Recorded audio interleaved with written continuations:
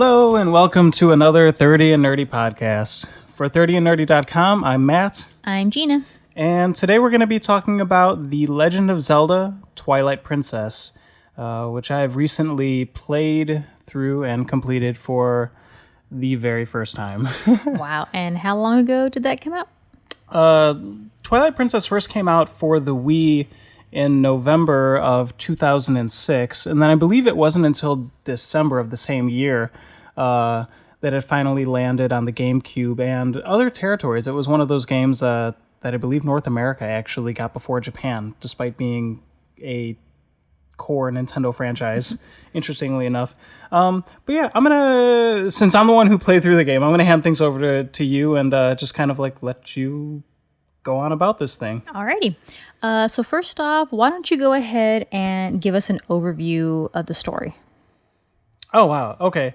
So Twilight Princess, core entry in the Legend of Zelda series. In it, you play as Link, as you do in I think all the games. Anyways, and you start off the game and you're living in a village.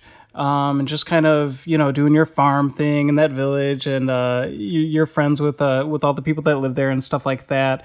One thing leads to another, and you meet the Twilight Princess herself, like Minda, and find out that there's this sorceress Zant who's trying to kind of like destroy like the light world.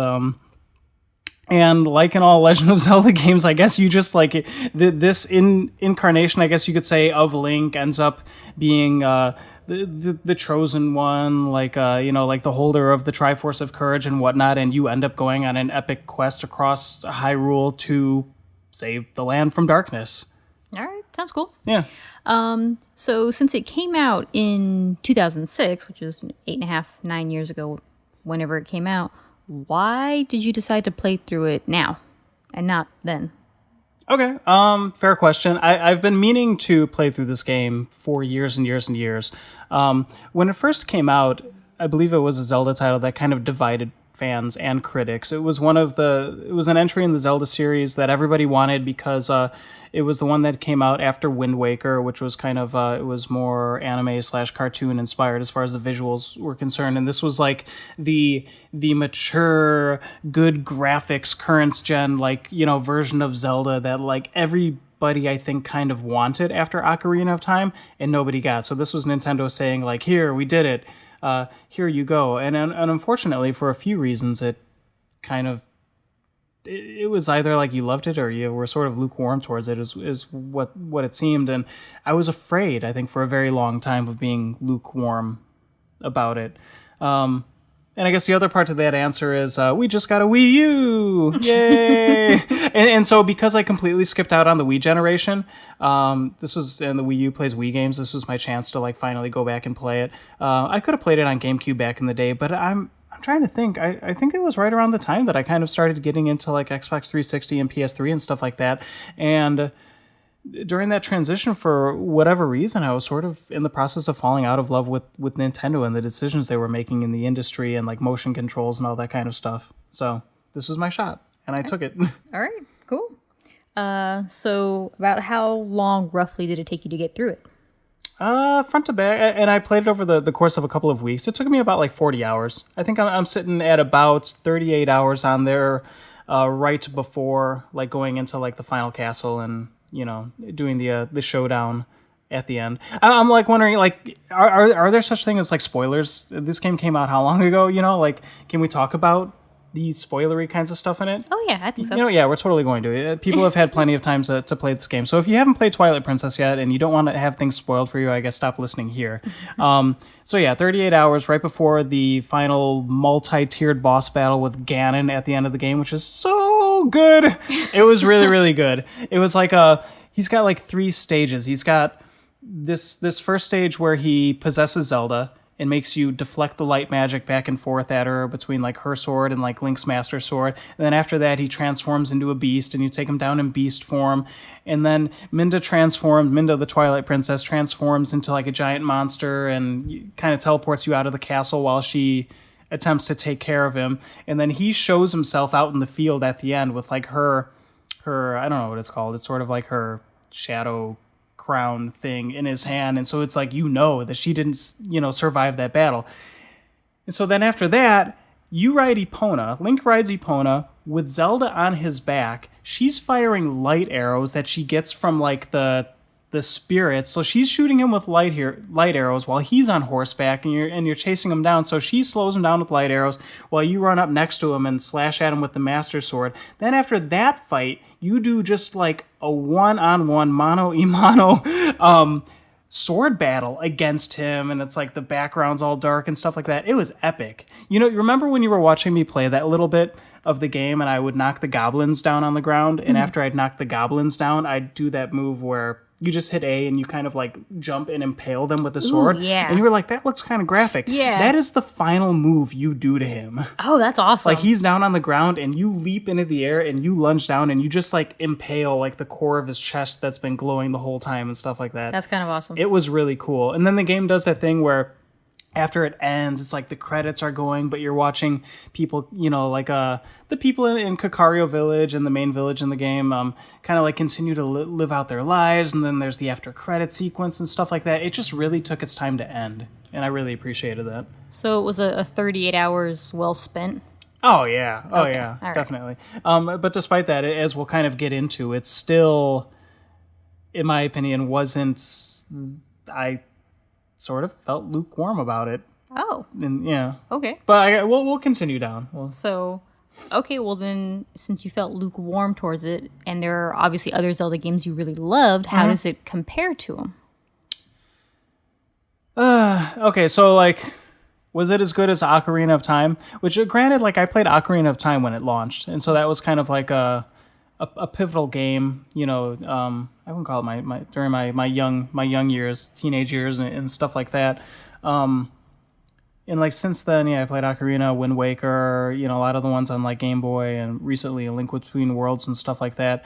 And honestly, Twilight Princess is on the bottom of that list of all the recent entries, including Ocarina and Wind Waker and stuff like that. Mainly because of the whole first third of the game where you're forced to transform into the wolf and collect these pieces of the spirits while you're in like the Twilight Realm and different things like that. Like being forced to transform into the wolf wasn't very fun, and it was actually a big chunk of the game, and it was just the biggest part of the game that I didn't enjoy. Why? What happened? Like what? It didn't feel natural. It did feel.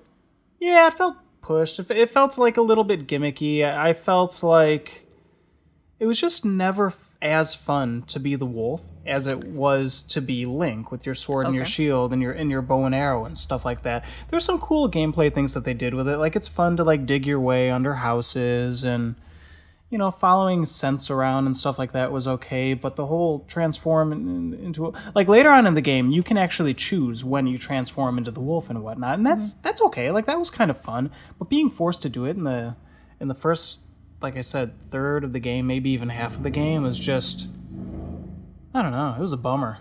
Like I remember there was that one segment where you were trying to like go and talk to all the cats. So you're a wolf and you had to go and talk to like 20 cats, and you were there for like 20 minutes because you couldn't tell which cats you're spoke to. You're just running around like talking to every single one of them, and you were just like, I don't know I can't find them. I don't know how many I'm supposed to look for. And to be fair, that was a side quest. Okay. Like I didn't have to do that. Okay. Yeah, so I actually like talking to the animals as the wolf. Like I thought that was one of like the really cute things. It was like all the Zelda games have been populated with like chickens and different things like that. And this is the first time like you could talk to those chickens and get their perspective on life.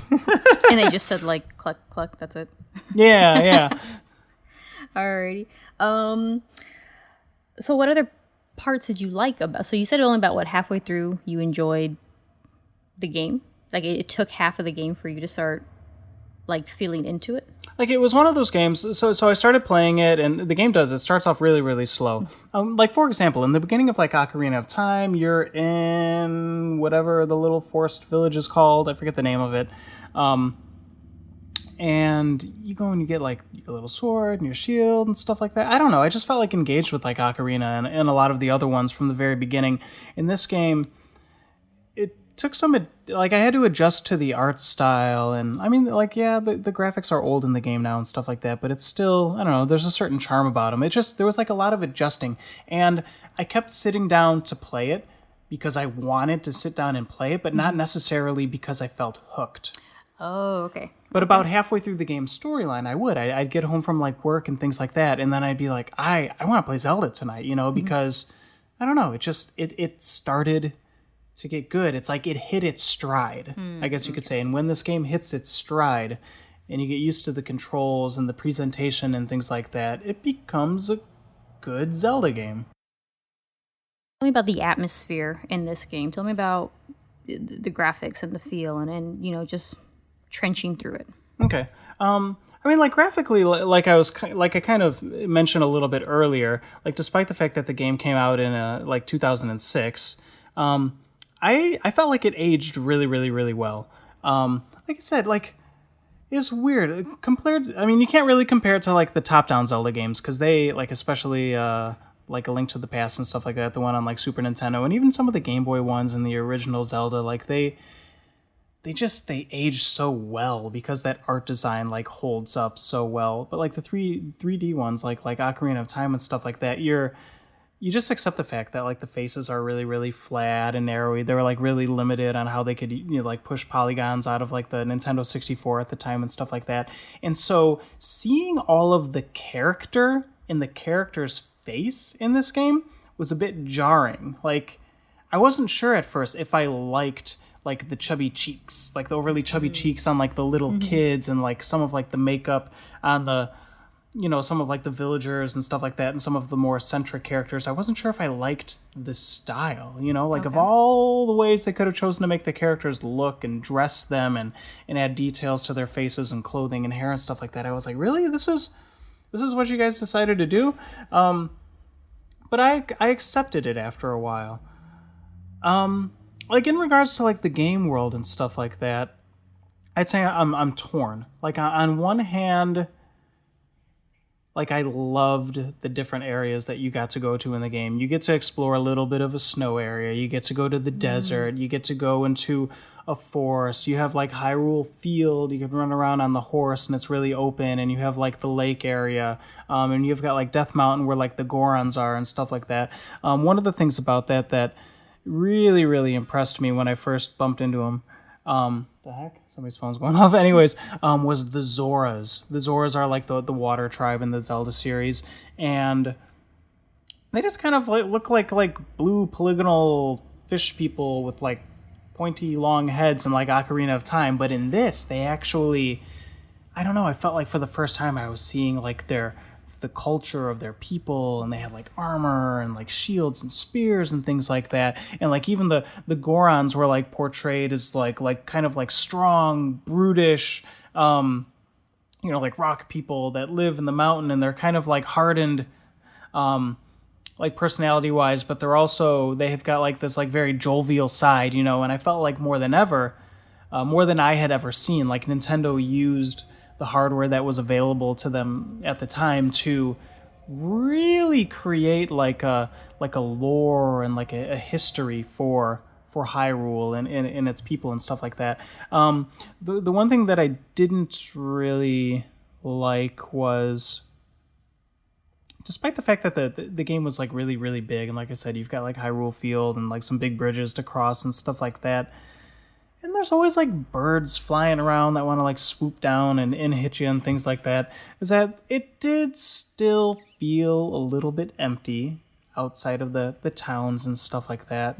But like I said, the game is old, and now we're used to games like Dragon Age and Skyrim and stuff like that. It's like, I hope that when the new Zelda comes out, which is going to be open world and stuff like that, that you might bump into a traveling caravan or see people, who have like pitched a tent for the night, and maybe they're not bad guys, and just like different things like that in between. Like, hopefully they can do a lot of things now to make it feel more alive, because in Twilight Princess, I felt like, all right, I'm riding my horse, and there's some trees there, and like, oh, a goblin, I'm gonna attack this goblin, do I attack it from horseback? Do I get off my horse?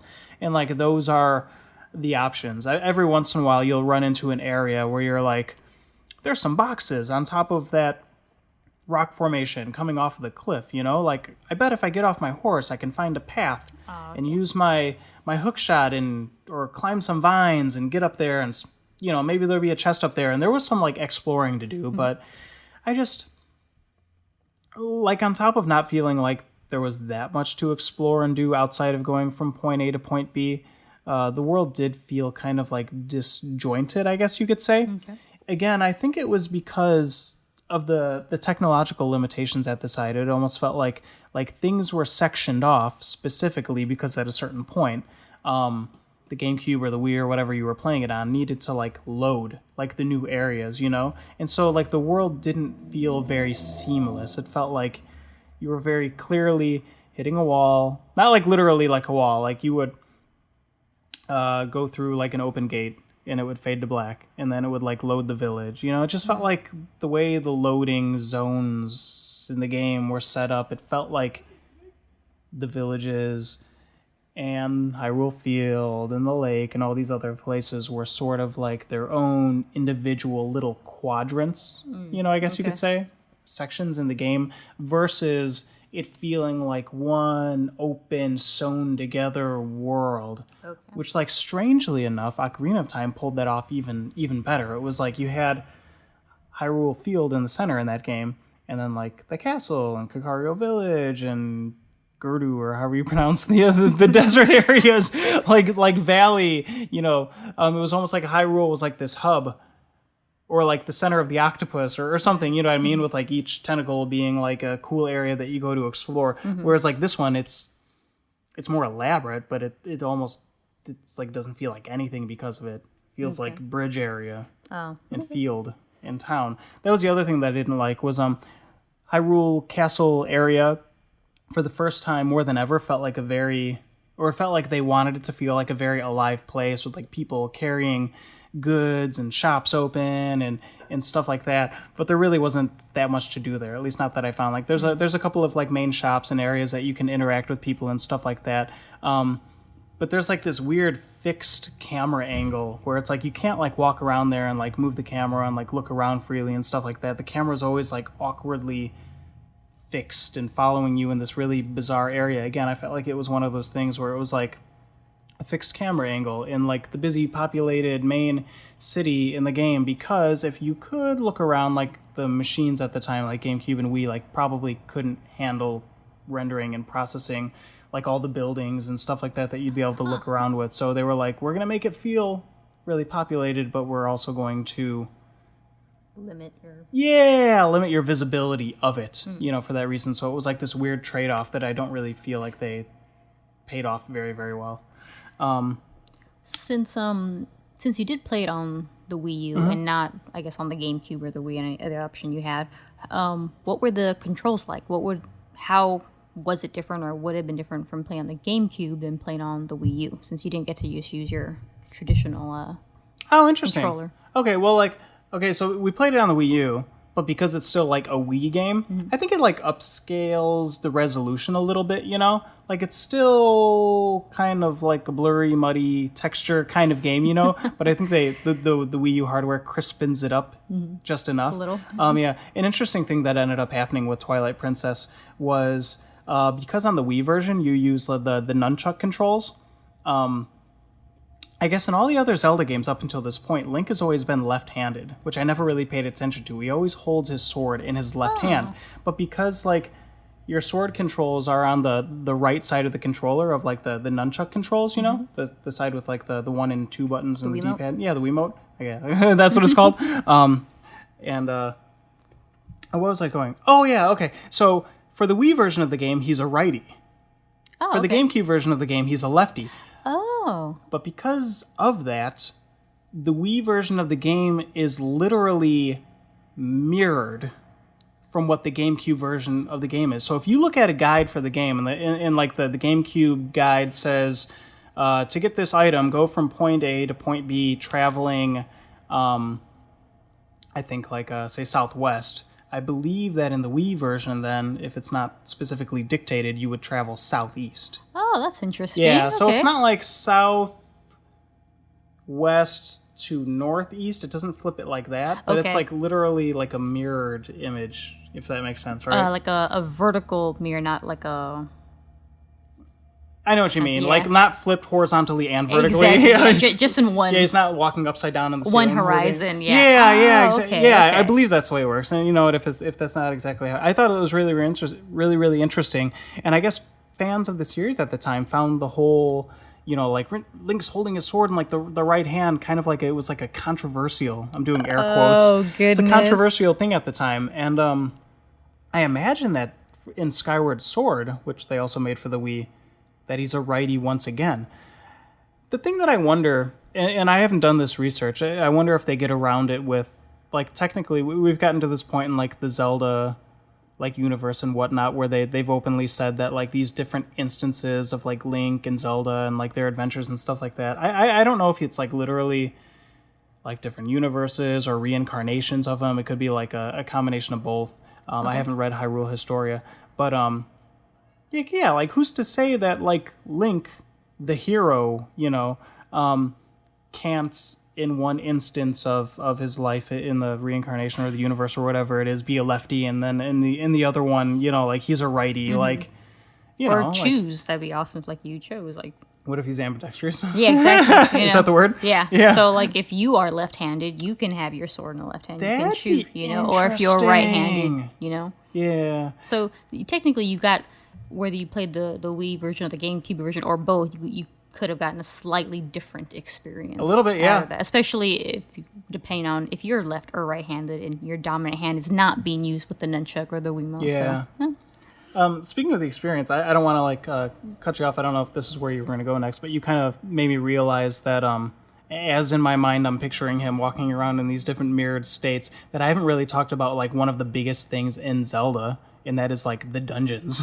Oh, okay. Like that's one of the things that the series is definitely most renowned for, is like the dungeon design and stuff like that. And you know, despite some of the aspects that I feel kind of like lukewarm, you know, about this game, what I'm trying to say is, despite my complaints, the dungeons in this game were like superb.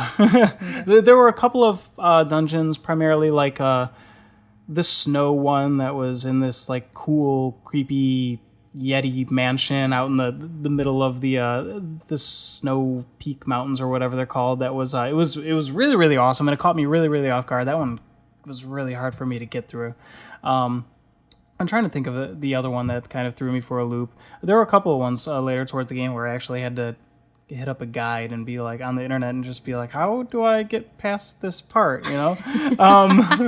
But yeah, it's you do everything from like getting metal boots and walking around on the ceiling to, I don't know, like I said, the snow one in particular caught me off guard, because I feel like, you know, a lot of these areas, it's like you realize you're heading towards a dungeon, you know, you're going to collect, you know, whether it's like pieces of shadow or pieces of this mirror in this game that you're trying to put back together. And so you know that when you go to this, you know, in this forced temple or whatever you want to call it, like you're going to a dungeon, you know. For the snow one though, I met up with this like Yeti in the mountains, and he was like, let's go to my house. I have exactly what you're looking for, you know? And he hops on this like giant chunk of ice, or I forget if he jumped. Yeah, I think he jumped on the chunk of ice and he like snowboards down the mountain. And I'm like, oh wow, I get to snowboard like after this guy? And so I'm like snowboarding and I'm doing jumps and I'm, you know, jumping over treetops and collecting rupees and stuff like that. And then all of a sudden I end up at like where it was his house, which I didn't know was like literally a house. I thought maybe it was like a Yeti cave or something like that. And it's all creepy and dilapidated in like the middle of nowhere. And I walk in there and I see the dungeon map and I'm like, holy crap, like this is the next dungeon in the game. It's just like this weird, almost like a Luigi's Mansion-esque house I'm exploring in the middle of nowhere. And I just thought it was really, really cool how, I don't know, the dungeons in the game were just super, super diverse. And I really, really appreciated that not two of them, you know, felt similar. And I also don't think there was a single one that I just flat out didn't like or didn't want to do. Like in Ocarina of Time, there's the infamous water temple that like everybody just kind of like dreads having to go and do. I think Majora's Mask also has a horrible water temple that I'm kind of dreading. Because I guess it's still bad. They haven't done anything to make it any better, even though they had the chance to, sort of. But yeah, the dungeons in this game were probably some of the best in Zelda. I know sometimes when I was watching you play, when you're, checking through the dungeons, there were a couple like little riddles and puzzles you had to get through. Why don't you go ahead and explain some of those? If they're difficult, fun, boring. Oh, no, I mean, that's all Zelda dungeons. Like, in every Zelda dungeon, you're going into the dungeon with the items that you have, and you're always acquiring a new item to help you get further in that dungeon. Like, it's a requirement. And then when you leave that dungeon after the boss battle, you now have like a new item, like the bow and arrow or the hook shot or something like that you can use in the rest of the world and other dungeons and stuff like that to progress. I'm trying to think of the snowy, creepy mountain area. I'm trying to think of what I specifically ran into trouble-wise. Oh, yeah, there were a couple of areas where I just didn't recognize that I could, like, hook shot and, like, latch onto certain surfaces and stuff like that. Like, had I realized, like, oh, that's totally a surface I can grapple onto, like, that area of the game wouldn't have been nearly as hard as it was. But yeah, just kind of, like, standard Zelda stuff. Like, hacking enemies, pushing blocks, and just doing fun dungeony stuff. Okay, so aside from all that fun dungeony stuff, you were still lukewarm towards the game overall. Yeah, I just felt like I said, the wolf, the Twilighty wolf sections of the game really rubbed me the wrong way. The forced ones, at least. Yeah, I do actually kind of as a whole think the whole concept of like Link turning into like this wolf was a little bit, I don't know, they could have done something way better with what they were trying to achieve with that type of the plot and whatever. And like actually Minda, I believe her name is Minda. I just played the game last night. As like the Twilight Princess, or at least like the cursed version of the Twilight Princess, who travels around riding your back when you're a wolf, and she hides in your shadow when you're a human. I just felt like her character was really, really annoying. I never got attached to her whatsoever. I never she's really bossy in the beginning of the game, and so it's annoying. She basically says, you're gonna help me, because if you don't help me, you're stuck here, And like supposedly throughout the game, she sees how kind and courageous Link is and how he goes out of his way to help other people and stuff like that. And it's through him that she realizes that like the light world isn't such a horrible, selfish place after all, and that it should definitely be allowed to exist, beside the dark world and stuff like that, and that the two can exist, and that they're just like different and didn't understand each other for like a long time. Something to that extent. And I just like, she was so weird and bossy in the beginning of the game that I didn't care when she was supposedly changing. I was just like, you're like, whatever. No, you're just frustrating. You don't do anything. You get to exist, so that should be enough. Yeah, right? like Zelda gave you all of her power and strength so you could help me on this journey. Like, chill out, like be cool. Okay. So with that in mind, I guess you don't have any complaints not playing this game when it came out.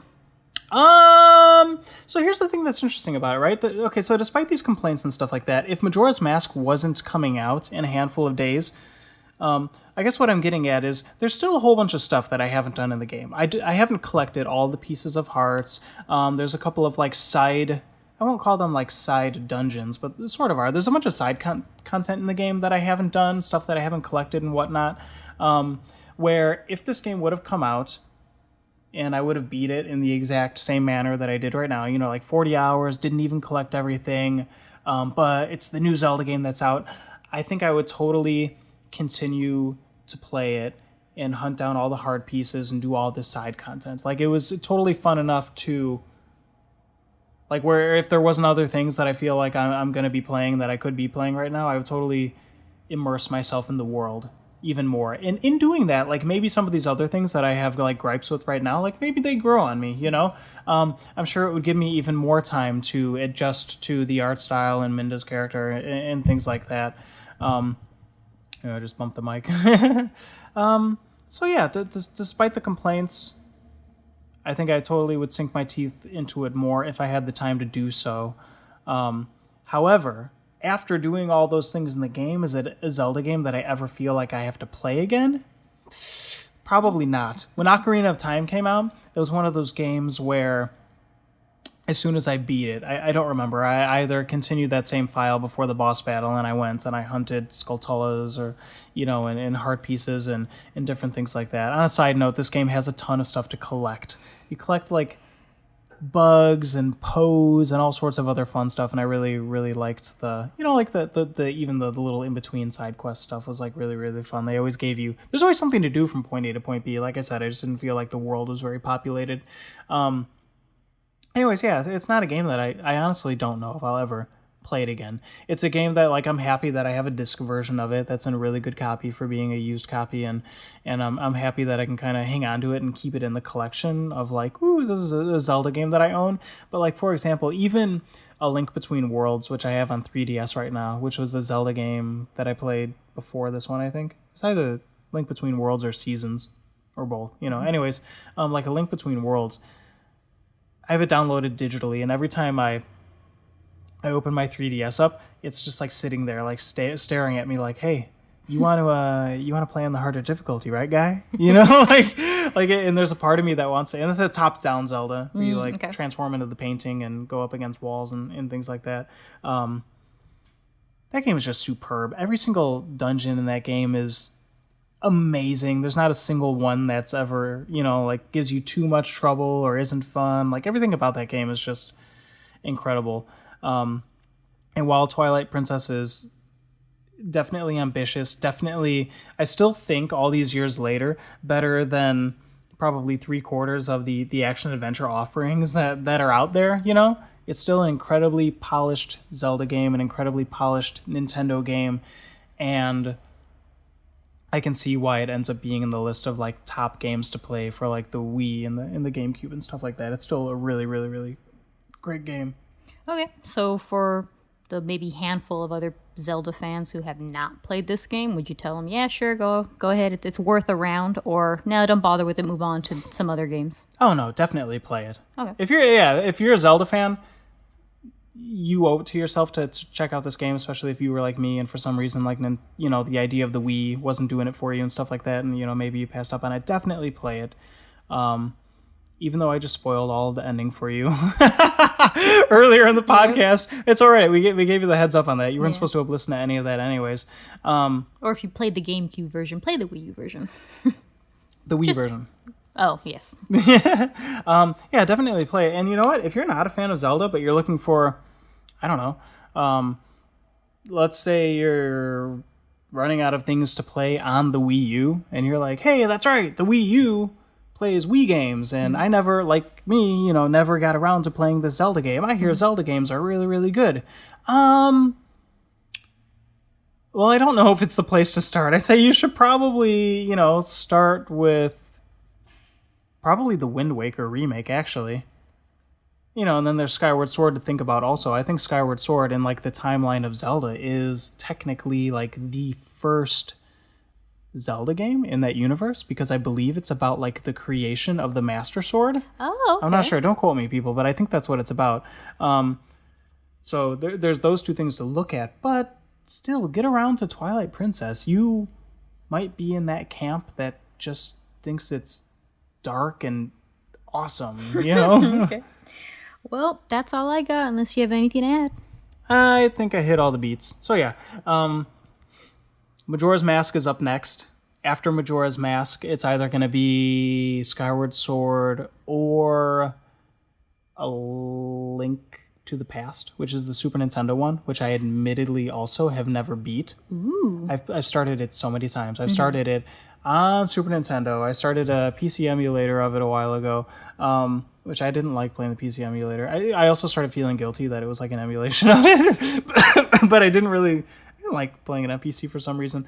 But that's available. You can download it on either the Wii or the Wii U in the, just kind of like from the eShop or whatever. Mm-hmm. So I think if I'm not burnt out on 3D Zelda, I might just hit up Skyward Sword. Okay. But if I am burnt out on 3D Zelda, having like that, going back to that top-down Super Nintendo graphic perspective is also really, really enticing. Plus, like with the Wii U gamepad and stuff like that, not to sound like a fanboy, but I think it's so cool that you could be playing it on the TV and just on there, or it's like I can sit on the couch or lay in bed and just play it on like the gamepad, and then it's like this really awesome handheld version, sort of, all of a sudden. Why they don't put games like that on the 3DS also, I have no idea, because if I could, I would just buy it on the 3DS and play it there, And somewhere in between all those, we'll throw in some more Mario Kart and some Smash Brothers. Yeah, Okay. for sure. All right. Well, that's it. So yeah, for 30andnerdy.com, again, I am Matt. This is Gina. You can reach us on Twitter at 30andnerdy, and I always like to tell people 30 is spelled out THIRTY. It's not the number 30. I've had some people be like, I tried finding you guys and I couldn't. I was like, you wrote the number 30, didn't you? Yeah. And is also spelled out. It's not just the letter N. It's A-N-D. Yeah. A couple of cool things that we have going on the website also. From time to time, we have got like amazing film reviews that one of our contributing writers, Scott Hannon, who you can reach on Twitter at SWHannon, Hannan, writes for us when he gets time and he goes and sees new stuff. We also, from time to time, do a thing called Now Loading. It's kind of like, hey, here's what's going on at 30 and Nerdy. We're going to try to start doing like podcast/video versions of like our Now Loadings also, just for people who prefer to listen to and or watch content. We also have I did a write-up of the top 10 games that I'm most looking forward to in 2015. That's new on the website also.